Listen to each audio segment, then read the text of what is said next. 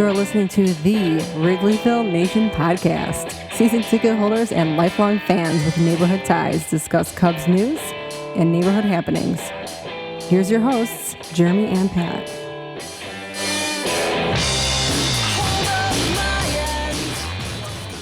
Hello and welcome to the Wrigleyville Nation podcast. This is episode 328 of the podcast. My name is Jeremy Deemer and I'll be your host. And I'm joined as always by my co-host. He's my cousin and he's high atop Wrigleyville tonight. How's it going, Pat? It is raining in Wrigleyville today. It is a rainy day. The Cubs are in a rain delay, but not because they're here in Chicago. They're on the road in Colorado. A big series coming up in Colorado and again in Arizona. We will quickly recap the week that was. We'll preview the week that will be because we got a lot of news to talk about. There's a lot happening here with the Cubs. We've got a ton to unpack, and to help us do that, we reached out. My first phone call today. Who could help us with all of this news and all of this stuff to unpack? It's longtime friend of the show. You know David him. Ross. Oh, sorry. Definitely not. You know him from his fine work over at Northside Baseball and, of course, his frequent appearances here on our podcast. Matt Trueblood, thanks for taking time out to talk Cubs with us tonight.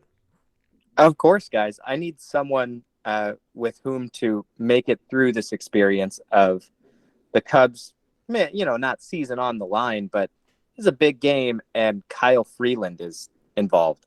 The last time that didn't go that well. So no. We're all making it through together. Yeah, let's start with the week that was really quick here. Recap. I thought I already told you what was going to happen that week in our last episode, didn't I? You did. I was more optimistic than you last week, and I paid the price. I bet you thought you were going to win our deal here when the Cubs started off so strongly last week, 3-0. That they did. For me, that was a surprising sweep of the San Francisco Giants, taking 3 in a row before the Diamondbacks came to town, and they lost 3 in a row to the Diamondbacks, and things got really scary in the wild card standings, and the Cubs were able to win the Sunday game 5-2 on a day where they also inducted Sean Dunston and my favorite Cub, Mark Grace, into the Cubs Hall of Fame. So,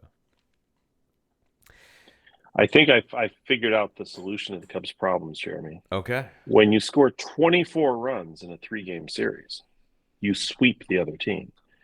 And then when you score a grand total of 4 runs in the first 3 games of the next series, odds are you're not winning a lot of those games. Yeah, Matt. And there goes the Cubs, right? That 1-0 loss, the 3-2 loss, both of those infuriating. I do not care for this Arizona team whatsoever. No, it hurt, and salvaging Sunday was crucial. That was a great win, and kind of indicative of what this team has done all year. They'll scare you as much as humanly possible. They'll seem to have their backs to the wall, and that's when they respond. But if they could stop doing that and just sail through to the end of the season, that'd be great. Because it was, honestly, it's just how this works. Though we're into September, we're facing teams that the Cubs haven't seen all year. Arizona, Colorado, they didn't get a single look at them until now, which is so bizarre. But with the new, more balanced schedule and facing the whole league, it's going to happen. And Arizona's been in this really steep roller coaster of a second half, and they happened to catch them when they were pretty hot, and when the Cubs offense honestly was pretty cold. The Giants series hit it a little bit, a couple of nights when the wind was blowing out, and the Giants pitching staff is duct tape and baling wire, but the offense is going through one right now, and the Diamondbacks caught and were able to take advantage of that. So you just limp through it, and hopefully you get it back on the road trip. But, that might have something to do with the moves we saw this week, too. 13 of the Cubs' last 22 games this year are against Colorado and Arizona. That's just an odd number for anybody who's lived through what we would call the normal divisional weighted scheduling, which has been basically our entire lives. This is just something that we haven't experienced before, and now we are. And yet, despite all of this, the Cubs did go 4-3 this week, which at the beginning of the week, playing the Giants and Arizona, I would have said, hey, if you can win 4 out of every 7, which is what they did the week before and the week before that, I think. So it seems like they're moving in the right direction, but it feels a lot different when you front load your wins and then you start losing. And of course, Arizona, terrible team to lose to just because the Cubs could have really put them away. The way they sort of did the Giants a little bit, I guess the Giants aren't completely put away, but sweeping them and really winning 5 out of 6 means the Cubs have the tiebreaker. If there were a tie, they have the tiebreaker. It's going to be tough to get the tiebreaker against Arizona. The Cubs are going to have to sweep them, or else they do not get the tiebreaker. They've already lost the tiebreaker to Miami. They've lost the tiebreaker to Philadelphia. They've lost the tiebreaker to Cincinnati. So it is nice to have the tiebreaker against somebody. And it looks like it's the Giants. Yeah. And I end up of two minds on it, where it's like, on the one hand, even if you just stop the count right at when they lost those, say you do it right when they finished sweeping the Giants, they'd been a 108 win team on pace since the All-Star break, from the break to the end of that sweep. Then if you just fast forward to when they lost the first 3 against Arizona, they'd played like 102 win team since the All-Star break. So in that sense, we're spoiled, right? We're complaining about the order of events, but really they've been so tremendous. And then the flip side of that is, yeah, but you guys put yourselves so far behind the 8 ball that you got no choice now. You don't get the luxury of saying, well, we've been playing really hot, we're going to lose series eventually. That's true. That's inevitable, but that's also why the first 40% of the season hurt so badly. So you got to kind of keep both things in mind, that it's not fair to expect that they'll never lose a series, and yet that losing a series, every series, but especially one to a wild card contender, particularly hurts. So you got 18 games left. That's not the time to have a 10-game cold snap. You can't really afford to go 2-8 in the next 10 games, right? Which I don't think they're going to do. And I No. think that it really is staggering to think you got 6 games left against Colorado, who are 10 games worse than any other team in the National League, and you hadn't even seen him until now. Right. It's sort of a shock to the system, but that only counts for anything if you take advantage of it. But I do think this team will take advantage of it. So assuming they do, that makes up for a lot, and you don't have to sweat not having pulled out every close game against some really tough teams in Arizona and Cincinnati. But in the meantime, those losses are going to hurt. They're going to hurt a lot until you know for sure that they aren't fatal to the playoff hopes. I told my dad tonight the Cubs are going to make the playoffs, so I'll stand by that. And the reason I say that is because while they are scuffling a little bit here, all the teams below them, which is many, everybody except Philadelphia, everybody's playing everybody, right? So it's, you got the Marlins playing 6 games against the Brewers, and you've got, just different opponents of ours either playing us or playing other teams. It seems hard to imagine the Cubs not getting at least one of the 3 wild card spots. But, I'm a Cubs fan, so I've seen worse, turns out. But I still feel like they're in pretty good shape right now with the number 2 wild card. And really, I was thinking about this, and we might be getting ahead of ourselves, but with the playoff format the way it works now, whether you're the number 2 or the number 3 wild card, you're playing. You're the road team, I guess. But I don't know. Would we rather play the Brewers than the Phillies? Absolutely, yes, so much. And yeah. So you'd rather be the last wild card? Like, could you defer? Could we forfeit our last game so that we got the 3rd wild card instead of the 2nd wild card? You definitely could functionally forfeit it, right? I mean, there is a we world could start where Drew Smyly. Now, I'm not sure you want to put that material on the Brewers bulletin board. You going into the final game of the season against them, right? And if that's the only difference, and you say we're gonna voluntarily lose to pick you as our first round opponent, that's probably not ideal. But I don't know. I think it just underscores you got to keep the pedal down, keep winning, and you've got 2 teams to catch. That's the good news. I want the division. I'm old-fashioned. I care about that. But if you can't catch the Brewers, you can catch the Phillies, maybe. And if you do, then it's a home series. If you pass the Phillies or if you just catch the Brewers, you get that first series at home. So that's the focus. Don't be the road team either way. But if you are, I'd much rather go to Milwaukee than Philadelphia. I don't think any team should want to play in Philadelphia in October. And if you can't pass the Phillies and you can't win the division, then, drop back a spot.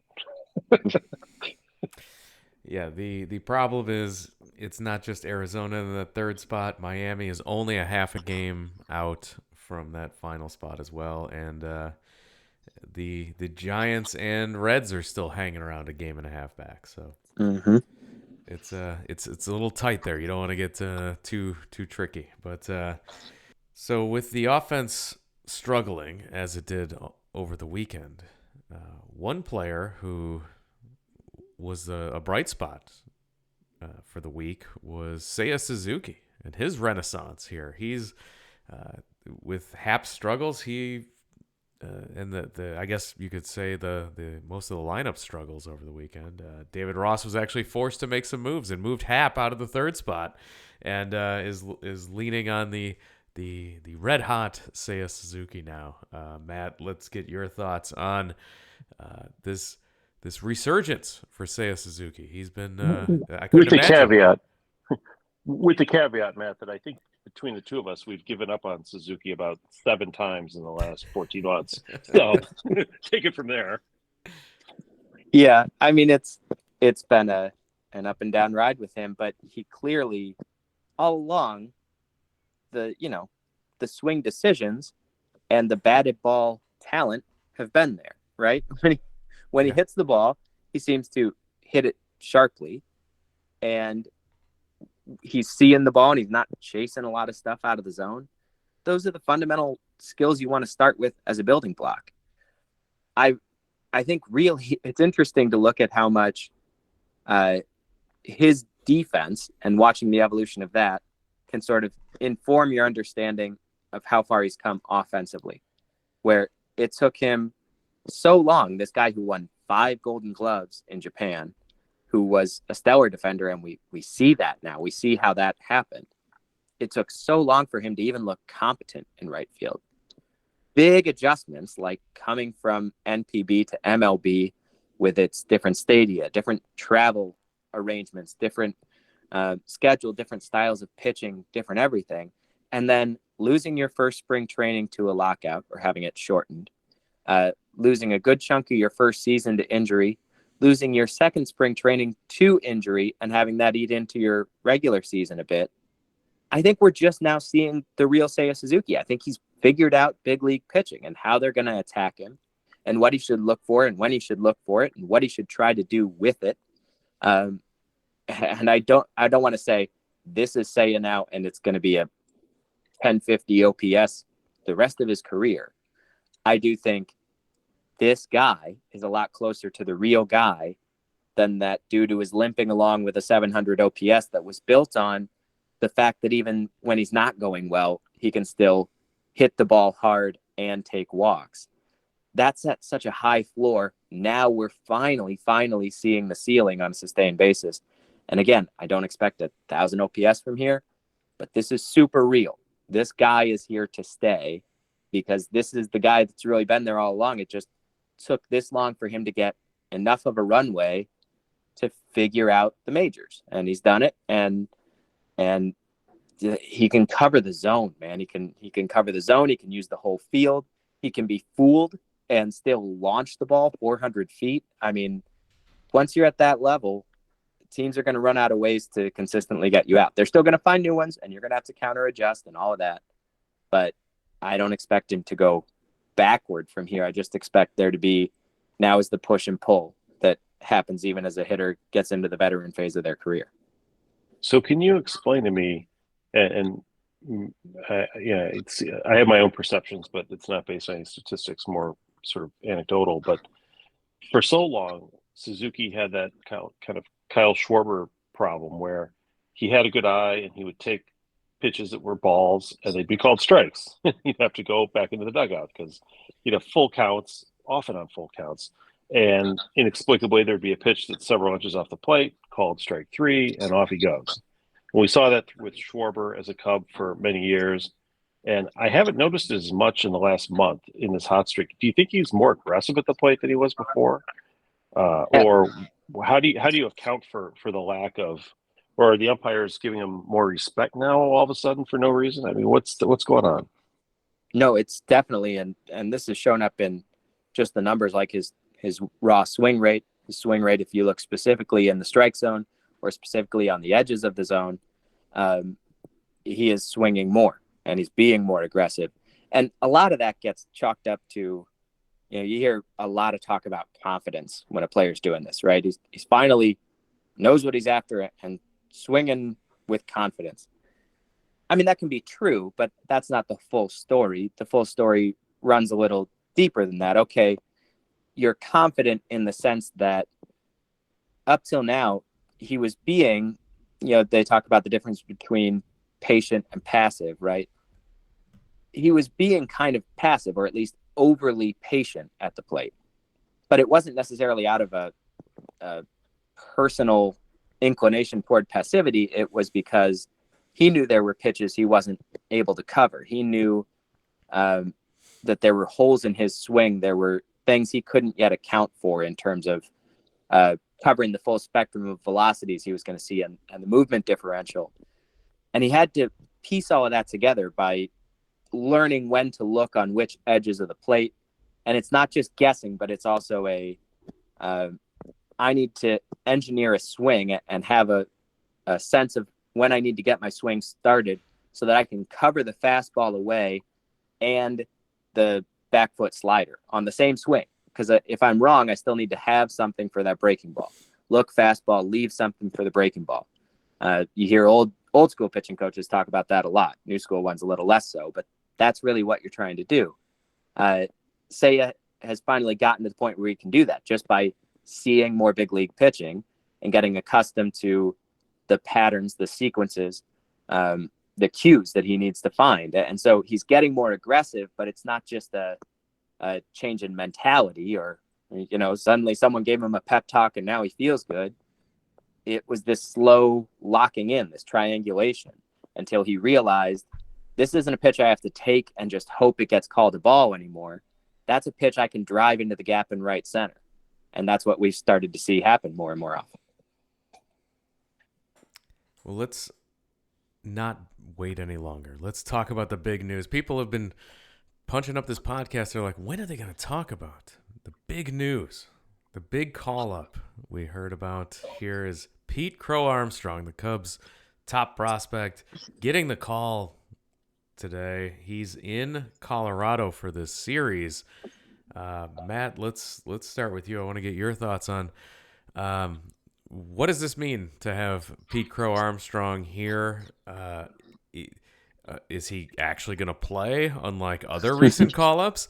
Or is he going to hit? Is he just going to be a late defensive substitution? What do you bring up a PCA for at this point? Yeah, I mean, this is definitely going to be different than Canario. Different player, different expectations, and a different set of criteria that the front office would go through on a checklist before deciding to bring him up. Canario is a guy you can just bring up and say, this is primarily for the experience of being up in the majors. With PCA, you're bringing him up to play. And Ross had very measured comments saying there will be starts mixed in. I see a lot of tactical value with him. And that's all true. And, I don't expect Ross to just shelve Mike Tauchman tomorrow.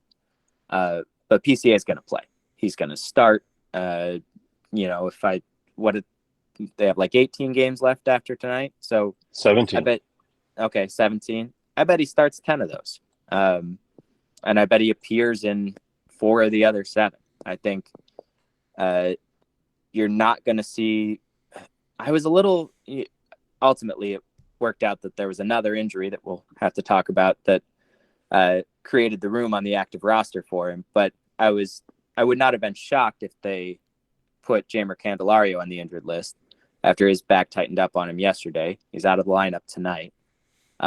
Even assuming Candelario is okay, I think you'll see a little less of him against right-handed pitching, a little less of Madrigal, maybe just more of Bellinger at first and PCA out in center to maximize the defense. Truly a Swanson at short, Horner at second, PCA out in center is that kind of genuinely lockdown defense that this team wanted to be built around, but didn't actually have for a lot of this season. They've been great defensively. There's room to be even better. And PCA is the guy who fills in that room. And yet they've been Tauchman, Bellinger. They are solid center fielders, average or slightly below, which is a huge improvement from last year. Mm-hmm. And Crow-Armstrong is a huge improvement on them. So that's what he's here to do. I'm sure he will get involved in the running game. I would guess you'll see him mostly bat near the bottom of the order, and maybe Tauchman stays in that leadoff spot against right-handed pitching, but now he's doing it as a designated hitter, which we've seen them do a bit anyway, and then it's easier to swap him out when a lefty comes in mid-game if he's the DH, right?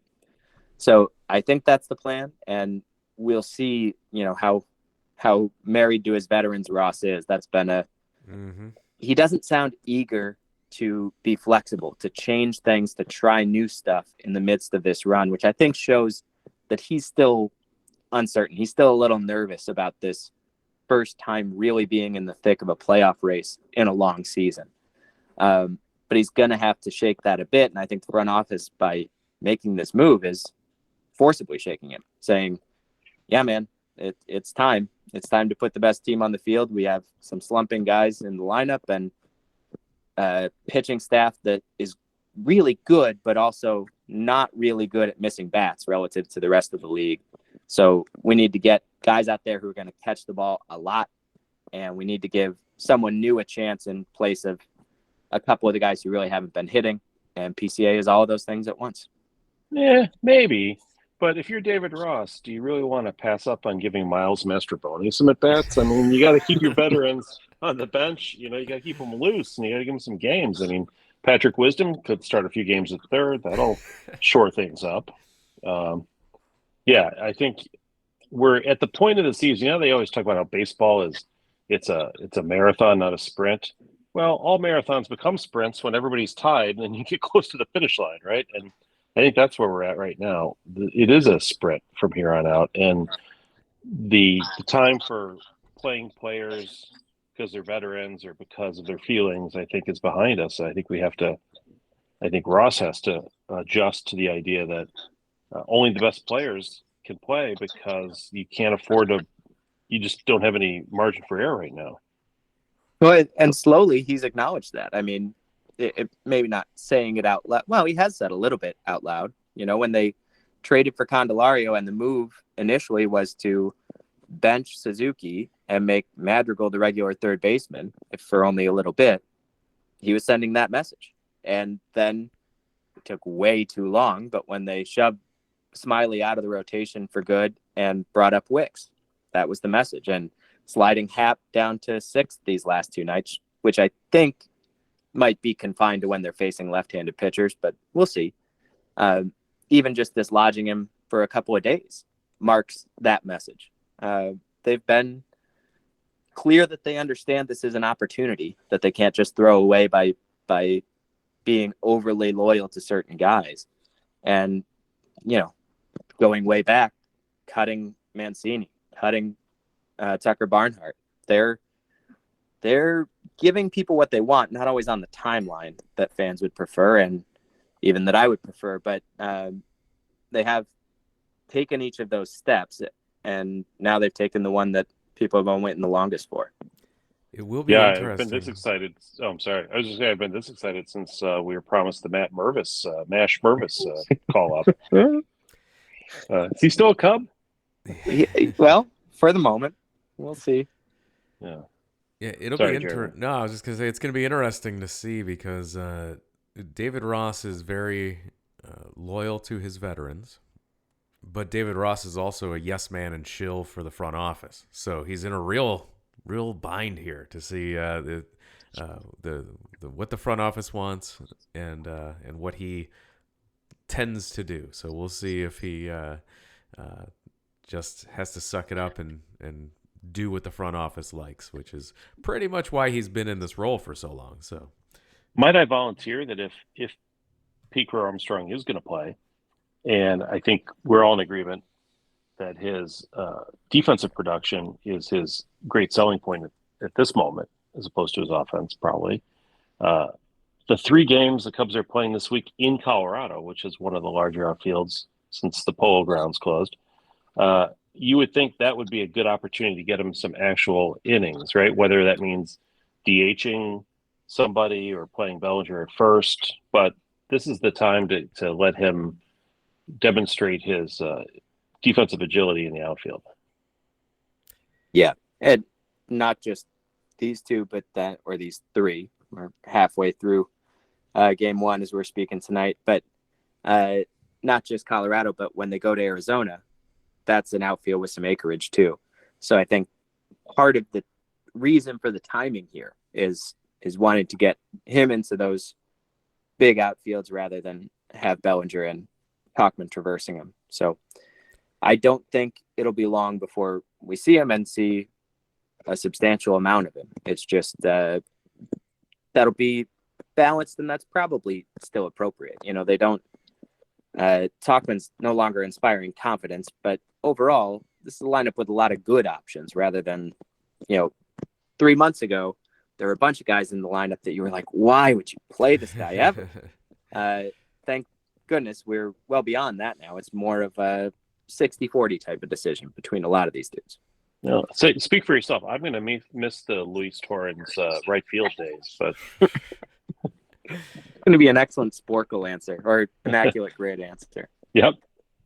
And while it is exciting to have a prospect like Pete Crow-Armstrong be called up and be on this Cubs roster in the big leagues, there's an action that happens on the other side of that where we're not excited, and it's very disappointing, and we're very concerned as the Cubs place closer Adbert Alzolay on the injured list. This is terrifying, Matt. I was very sad to see this news. It looks like they're going to have to go closer by committee the rest of the way here to try to get into and maintain their playoff position. Yeah. I guess that it's Merriweather, although Michael Fulmer also came off the injured list at the same time as Alzolay went on it, so that helps. It's a blow, and not just because of the depth in the bullpen, because I think there's a chance that Alzolay comes back this year. The way they talked about it was it was far different than Fulmer, where it was definitely just, we're going to give him a breather, he's going to be right back. There's more uncertainty around this one, but they are saying they let him try to manage it for a while. It wasn't really working. Now they think giving it a rest might be the thing. It doesn't sound like tomorrow they're going to announce another Tommy John surgery for him. That's good. On the other hand, a forearm strain is always bad because it can progress in that direction from that point. And it's a double bummer because I don't remember the last closer on a Cubs team who felt so much like part of the heartbeat of the team. Hector Rondon had great, mound antics like that. The energy when Carlos Marmol came on was still cool. And I guess Kerry Wood was that real veteran respected leader. But Alzolay is the energy. He's the vibes, man. So hopefully he can stay with the team for these next couple of days. They're going to Arizona anyway. He can get some treatment at their facility out there and still be with the team for the games at night, that kind of thing. But you want him in that clubhouse. I'm sure they want him in that clubhouse down the stretch. And then you also want him in the bullpen come October. And so you just really hope that it's as minor as they seem to still hold out hope that it is, and that they can get him back. And if that turns out to be the case, then this reset is something they can afford because they've gotten just healthy enough with Fulmer returning and sort of, Hayden Wesneski figuring things out a bit. I happen to think Drew Smyly is kind of legit as a bullpen, just curveballs guy, that they can get by until they get him back. But if they don't get him back at all, it's a real sketchy October bullpen, unless your new closer is Marcus Stroman. Yes, which is a whole other topic we can discuss. But before we do that, I'd be remiss if I didn't note that we have now seen the very last of Albert Alzolay at Wrigley Field, barring a playoff appearance, because he's not eligible to come off the IL until the Cubs are on the road to end the year. That's a bummer. That it is. But I think you've made a good point, Matt, and something that Jeremy, I'm sure, has on his list here is the curious case of Marcus Stroman. Yeah, let's talk about the Marcus Stroman role. So they've said he's going to come back in a bullpen role, not as a starter here, when he comes back. Is there something else to that, Matt, or is it really just they don't feel he's going to be stretched out enough, or is it really like he's back, but like we feel we can get more out of him as a bullpen guy because we're not fully confident in this injury being healed? I don't think they'd bring him back if they weren't fully confident in the injury being healed, and I've kind of given up trying to guess the unsaid around him. It's been so strange. He pitched poorly for like a month when he was clearly dealing with this injury, right, but they just wanted him to keep going through it. And suddenly they didn't anymore. And right before they actually finally put him on the injured list, there was this weird, he doesn't show up to talk to the media after starts, which that stuff is overblown. Except when it starts to reflect some actual existing feeling inside the clubhouse. And I don't have any perfect indication that that's the case with Stroman, but it seemed to get weird in a hurry right before he went on the injured list. And then just as he was going to come back, he gets this other injury that everyone says is just not normal to pitching. And we know Stro works out in strange and exotic ways, and maybe that's all it is. Weird injury from an attempt to really get himself stabilized and strong in the core to come back. Or kickboxing a cement brick or something, for all we know. I mean, it could be anything. Yeah, it could be. But it also, the vibes just felt a little off with the relationship. And so I did go through a phase very recently where I was like, are they looking at bringing him back as a reliever just because if something goes a little sideways again, they haven't invested a rotation spot in him and, shoved someone else into the bullpen who would then have to be re-stretched out? Are they just worried about something like that? At the moment, and don't ask me, ask me again in 10 minutes and I might have a different answer. But at the moment, I sort of feel like it was just the normal, or an unfortunate, strange, maybe freak injury. They do feel like he's mostly past it. They don't want to try and stretch him all the way back out as a starter because they feel like he can be just explosive and competitive in short bursts, and they can be slightly less reliant on him in the bullpen while still giving him a chance to impact the team with what he does well and what makes him special, which is in part that personality. I mean, he can sort of replace that energy in the pen if they aren't going to have Alzolay. So that's where I am at the moment, but it's been a very strange journey this year with Stro, without whom they absolutely could not have gotten here, was the MVP of the team in the first half. And then the entire second half has been this strange enigma.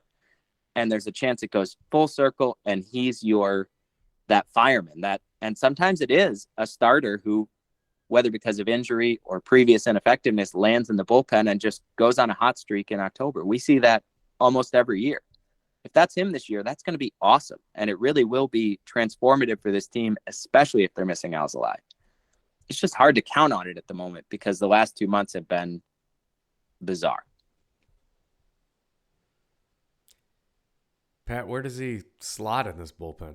Like what's the situation you want Stroman to come in there? Well, it depends. Like if Alzolay is out, then I mean maybe the closer. Is it closer Frankly, stuff? yeah. I mean, I definitely think he has the mental makeup for it. Frankly, and he seems to rise to the occasion of the big game. And I know that's easier said than done for people. But when you look around at your other options with Merriweather and Leiter and Fulmer, nobody else sort of jumps off the page as a must use closer. Um, I don't know, like Stroman can, ideally. I mean, I don't know how stretched out or not stretched out he is, but for a guy who's used to pitching 6+ innings a game, I could imagine him being able to pitch 2 innings in a game. How about that? That seems fair. Right. So, I grew up in an era when relief pitchers were allowed to do that at the end of a game. In fact, I remember Bruce Sutter famously would pitch the 7th, 8th, and 9th innings, and Lee Smith would pitch a couple innings, and Raleigh Fingers and Sparky Lyle and Goose Gossage and some of these guys before we got to the 3 outs maximum for a relief pitcher. I think the Cubs are in a position right now, in a couple regards. In one sense, I think the Cubs are kind of playing on house money right now because they've exceeded expectations for the season, frankly. And if they get into the playoffs, I hope they go in loose because they're going to be an underdog of sorts. And I'd like to see them just kind of, youngerish team, just throw it out there and see what happens. And part of that could be doing things that are a little bit unconventional, like letting Marcus Stroman pitch the 8th and 9th inning of a game if he's doing well. I mean, I especially in the playoffs, I feel that teams, managers have been better the last, I don't know, X number of years recently in being a little bit more unconventional in how they use their roster than they versus the robotic. Right, that old net of the past. Yeah, 7th inning guy, 8th inning guy, 9th inning guy. Yeah. I think some of it's going to come down to whatever extent he's stretched out and prepared, gets ready for this role. Is there a version of Stroh that can get hot fast and come in, because if you can use him as a mid-game fireman, like, they've been using Jose Cuas when 2 guys get on and there's 1 out and they need a double play. Because Jose Cuas is your guy. You're his sponsor. You came on our podcast and sang his praises. Yeah. No, I love the potential of Jose Cuas. I don't Mitch Williams 2.0, but whatever. I don't love that then they tried to shove him into, here, dude, take on a tie game where we absolutely need to not give up the tie. I don't like that.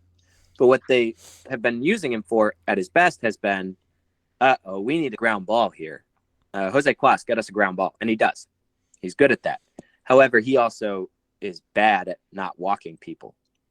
Well, Stroh is good at getting ground balls and good at not walking people. If you could have him be that mid-game fireman and knock Cuas one guy down the depth chart, and then maybe he gets that double play you need in the 5th inning of World Series Game 3, like Justin Grimm did, and then he stays in for the 6th inning and puts him down 1-2-3, and stays in for the 7th inning and puts him down 1-2-3. And now you can go to the 2 guys that you're comfortable with that night at the end of the game. That kind of role would be perfect, would be exactly what they need. But that depends very much on, can Marcus Stroman, career starter, become the guy who can get hot in 5 minutes if there's a rally on and you need him fast. So I don't know. We'll see. And how that would be so awesome if Alzolay is healthy too, because then he becomes a bridge. Because as well as the Cubs starting pitching has been this year, the strength pitchers have pitched this year, and they pitched quite well. One of the struggles the Cubs have had is getting deep into games with their starters, and if that's an issue in the playoffs, maybe you get a 5 innings out of a Kyle Hendricks, and then a couple innings out of a Stroman, and then you're set up for your closer, your setup man, and then closer, and that's something I can get behind. Yeah, I mean, if you dare to dream on them getting to the playoffs healthy, and healthy in this case would include, you hope, getting Alzolay back, then this could be a really exciting and interesting pitching staff. Good starters. Alzolay could good be relievers. healthy and also rested, which would be great. You know, I mean, there is something to be said for not having to pitch for 15 days. You know, at this point in the season. I mean, it's encouraging. They're very different cases. I acknowledge that, but also they bear some striking similarities too.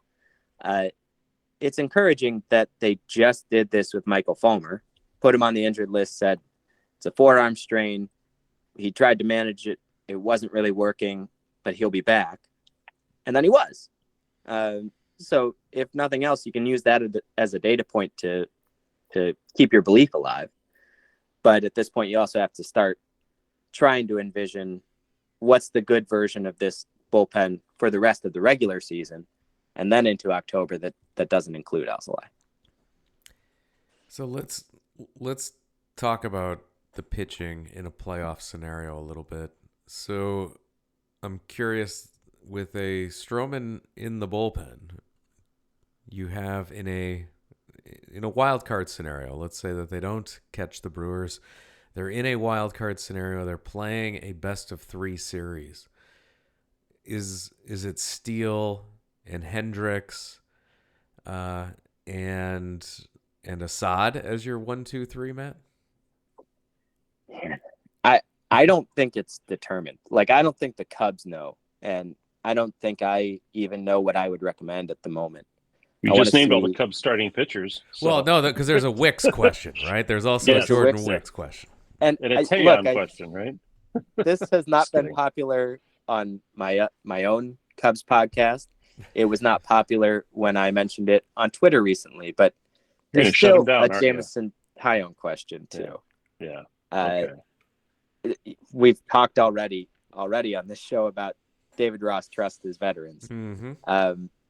Jameson Taillon's also been pitching better lately. Like, I know it's still not been pretty all the time, but first of all, his last outing was awfully pretty. If he has another 2 like that out of what are probably 3 remaining starts, or if there's 4, if he has 3 like that, I'm pretty sure he's getting that game 3 start. He's a guy you really have to give a short leash to, though, because yes. when he is bad, he will let you know early and often. Yeah. No, I think if you give Taillon that start, you almost either have Assad warming up behind him, or you go to, you put one bridge reliever in while you get Wicks warm over the course of, 2 half innings, and get him in fast if it shows bad. But I think Taillon has sort of the first chance to claim it from here. And I also think I love watching Jordan Wicks pitch. I love it. It's so cool. A little bit of crossfire with a changeup. He's got elements of Lester. He's got elements of Arrieta. He's got that mentality. He's got great command. The command is gorgeous. Jordan Wicks isn't missing any bats in the major leagues. Like, none. His first start, 9 strikeouts against the Pirates. That was awesome. Ever since then, everybody's putting the ball in play, and that's kind of okay. You mean against major league teams? Because the Pirates lineup when he faced him was probably more commensurate with what he would have seen in Iowa. But yeah. Yeah. Well, but honestly, even he got the pretty injury-depleted Reds in the front half of a doubleheader. He got the Giants, who are in a massive offensive funk. And tonight he gets the Rockies, who just got Chris Bryant back. So they're really, but, they're the Rockies. So he's not even really faced a very stern test yet, and he's not missing bats. So I like Jordan Wicks a ton, but I think right now he's number 5 on their list. Would you consider shutting him down completely, though, based on his workload so far this year? I had been talking about that and thinking about that, and then I went and looked at it, and honestly, he is barely at all past the workloads he's had each of the last 2 years. So no, I don't think so. I think if he continues to pitch well, you probably at least stash him on the roster, and again, make him that within 2 half innings you can get warm and come in behind a Taillon or an Assad if they struggle. Or if he makes an adjustment, probably with the slider, which hasn't really been there for him yet, and starts missing bats down the stretch here, maybe he can still earn a start. I do think that's possible.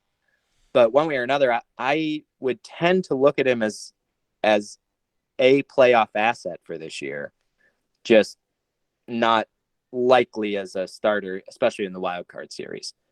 And it's probably more likely that they'll want him in some capacity given the Assad or the Alzolay news today. But I guess we can wait and see on that.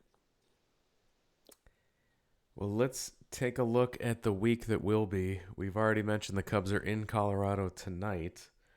They've got 2 more against Colorado. You've got Assad pitching the Tuesday game, and then Tyone on Wednesday before going to Arizona for the Friday, Saturday, Sunday. So when we look at the schedule of the next 6 games, we will, because the Monday game is still in progress at the time of this recording. Looking ahead, this is a bad Rockies team. This is a Arizona team that just took 3 out of 4 from a offensively struggling Cubs team. Let's make some predictions here. We'll start with Matt, and then we'll go to you, Pat, for predictions for a 6-game week. 3 at Colorado, 3 at Arizona before an off day on Monday. I think 3-3 would be a disappointment at this point for this road trip. And I think 4-2 is holding serve. I'm going to take the leap of faith. I think they go 5-1. I think they come home in really good shape and get a chance to, with a strong homestand against a couple of really weak teams, maybe go into that final week roughly level with the Brewers for the NL Central. And I know that's bizarrely optimistic after this very strange season, but yeah, that's what I'm feeling. Pat, are you as optimistic?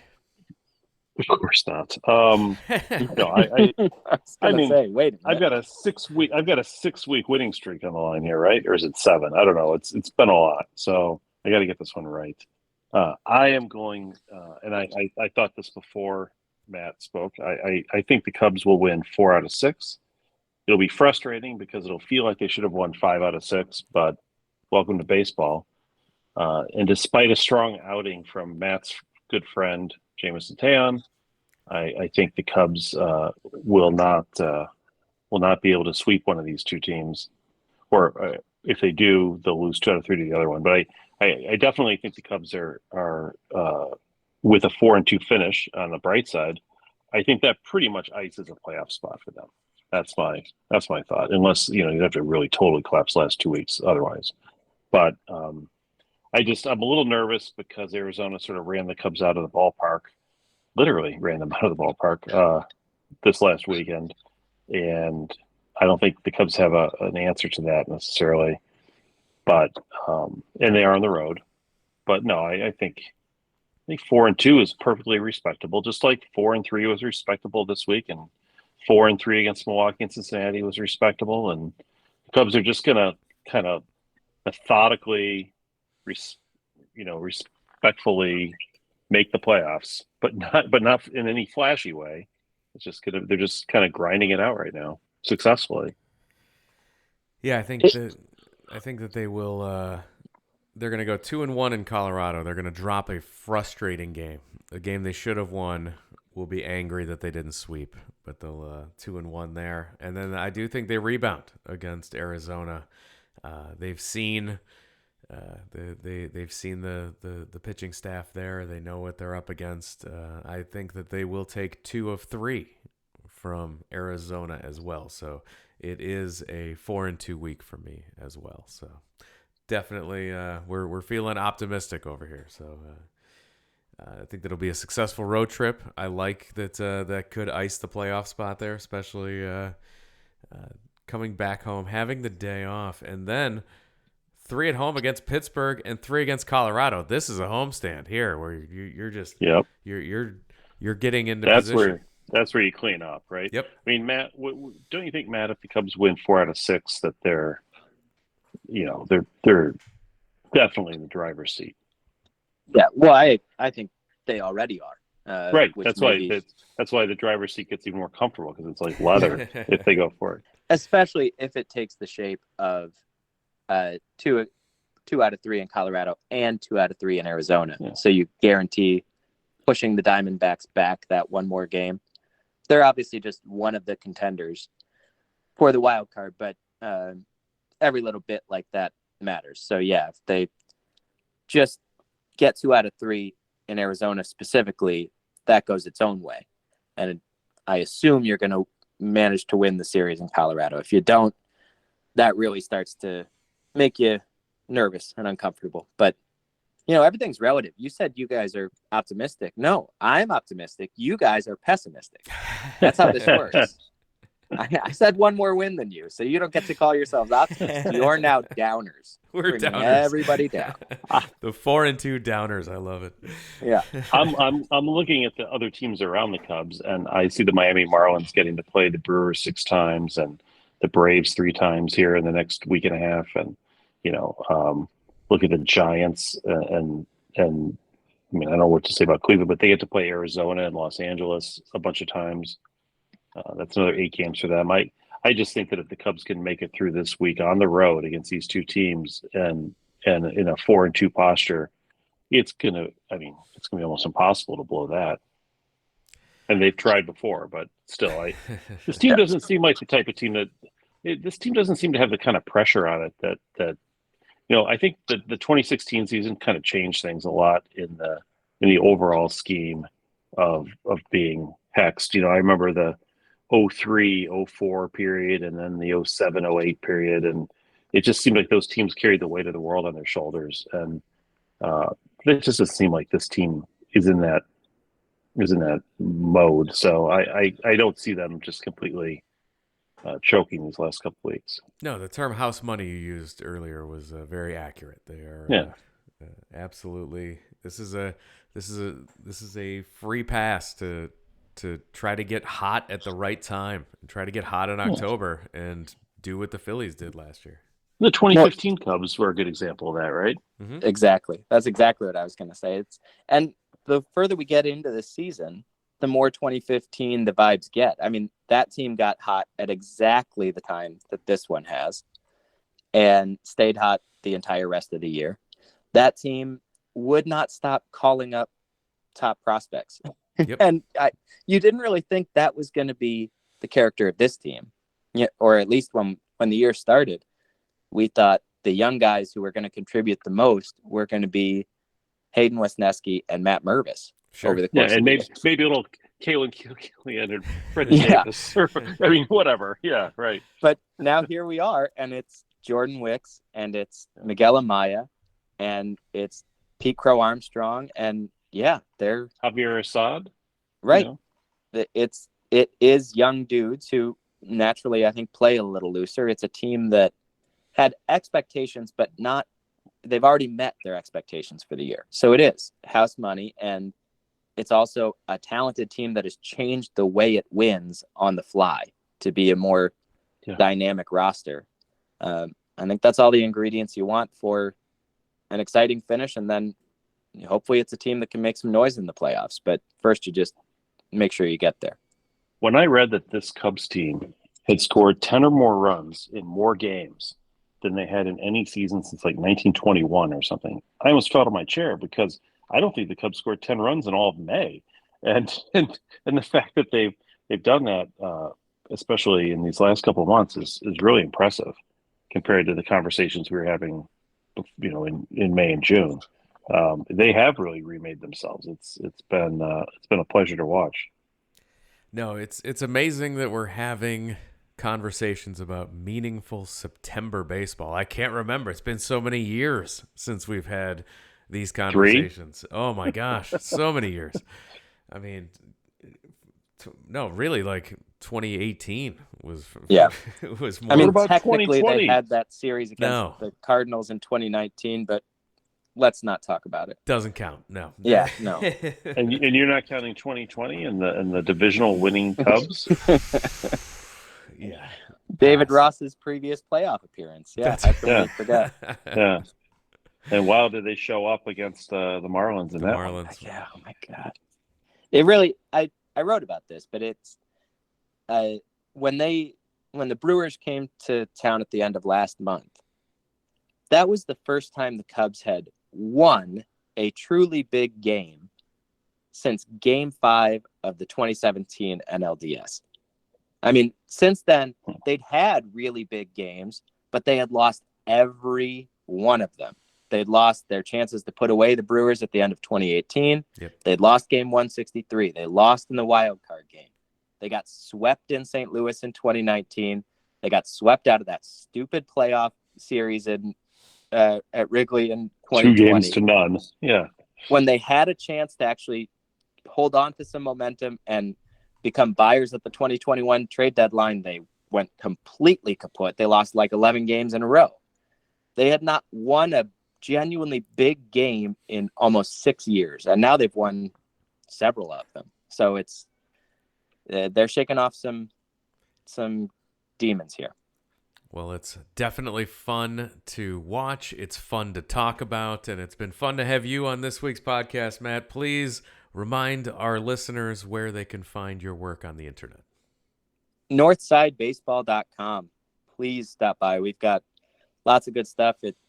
For like a good chunk of the first half of this season, it wasn't just me, but there were relatively few other contributors and folks still sort of getting their feet wet. And now I think we've got a good number of folks who are doing really good work, and it's worth stopping by and checking it all out. So Definitely is. Excellent. And it's always a blast having you on, and we will definitely have you on as we get into the playoffs, hopefully. So that is the plan there. And with that, we're going to call it a podcast. You can follow us on all the social media platforms as well at Wrigleyville Nat. That's X, Twitter, Threads, Instagram. We're all over all the places. Facebook.com/Wrigleyville Nation as well. If you want to support the show, there's a couple ways to do that. The best way is via our Patreon, patreon.com/Wrigleyville Nation. That is where our patrons keep the lights on here. Every single penny goes right back in the podcast, and we're able to stay ad-free for our 5th season in a row here, thanks to all of our patrons over at the Patreon. If you can't support the show financially in these times, we understand that as well. Now we're just talking about it. Cubs baseball is meaningful. It's fun. It's happening in September. You have Cub fan friends that are asking you about what you think about this, what you think about that. Well, tell them, hey, you know what? The best Cubs talk is right here on Wrigleyville Nation Podcast. Show them how to subscribe to the podcast. Cub fans know other Cub fans can continue to spread the word. We appreciate it, and that's how we continue to grow this show. That's a great way to support us, and we appreciate every single one of you who do that. And if you can also write a review, leave us 5 stars, whatever your podcatcher of choice is. We're all over the place. All the links I described, the entire back catalog of the podcast, it's all available at the website wrigleyvillenation.com. And with that, we're going to wrap it up. Pat, thank you for joining us. Thank you, Jeremy. Thanks again, everyone, for listening. We'll talk to you again next time.